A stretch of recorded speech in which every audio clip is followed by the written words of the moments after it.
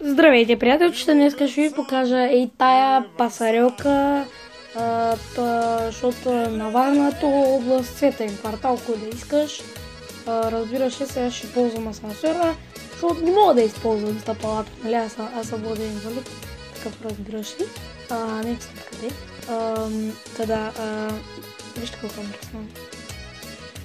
13-12, аз не знам кой са, тук поне мириш малко по-хубаво.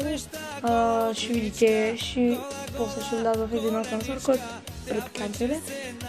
Тук ще ходя на Хепи, той съм го снимал 24 май, разбираш ли.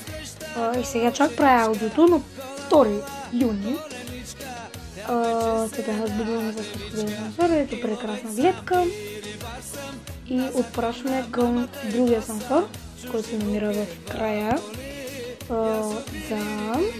И избираме, цъкаме копчето и този асансьор идва, ама е много спарен, така да се каже. Така го бях казал, но е задушно и отпрашва и ще го накараме сега да отпраши към долния етаж. Ето го втория асансьор, което няма голяма разлика, но за вас ще го справя.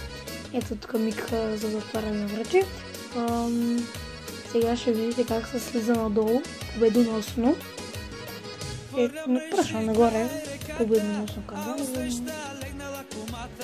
Да, бай! Чакай сме тук провери вратите на такова. За радост още могат. Скоро ще кача видео на 18 тази.